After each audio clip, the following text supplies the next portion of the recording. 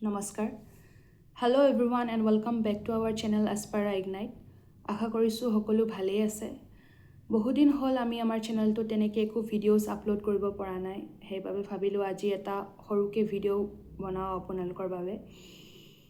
যিহেতু আমাৰ APSCৰ মেইনছৰ পৰীক্ষাসমূহ অনুষ্ঠিত হৈছিল অক্টোবৰ মাহত, সেইবাবে আমি দুয়োজন অলপ পৰীক্ষাৰ বাবে ব্যস্ত হৈ পৰিলোঁ। আৰু সঁচাকৈ ক'বলৈ গ'লে জুবিন দা নোহোৱা হোৱা দিনাখনিৰ পৰাই যেন একো ভাল নলগা হ'ল। এনেকুৱা লাগিছিল যেন সময় ৰৈ গৈছে, সকলোবোৰ যেন স্তব্ধ হৈ গ'ল। তথাপিও আগুৱাইতো যাবই লাগিব। জুবিন দাই কোৱা নিচিনাকৈ শেষ বুলিলেতো সকলো শেষ হৈ নাযায়, আকৌ আৰম্ভ হয়। সেইবাবে ভাবিছোঁ আমি আকৌ আমাৰ চেনেলটো ভালকৈ কণ্টিনিউ কৰিম। যিসকল আমাৰ লগত আগৰ পৰা জড়িত হৈ আছে তেওঁলোকে জানে যে আমি দুটা প্লেলিষ্ট কণ্টিনিউ কৰি আছিলোঁ, এটাত মডাৰ্ণ হিষ্ট্ৰী আৰু এটাত আছাম হিষ্ট্ৰী।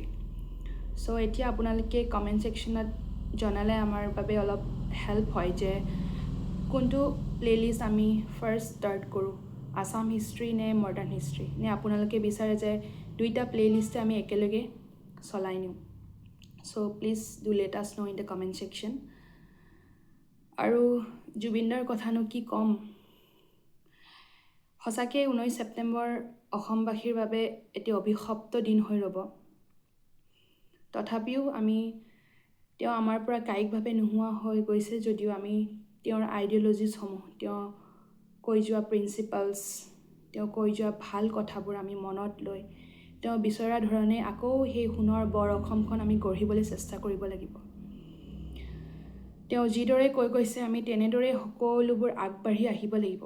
আমাৰ অসমখনৰ বাবে আমি চেষ্টা কৰিব লাগিব আমি কেনেদৰে আকৌ সোণৰ অসমখন সজাই তুলিব পাৰোঁ তেওঁৰ বাবে। আজিলৈ আহিছোঁ, ধন্যবাদ।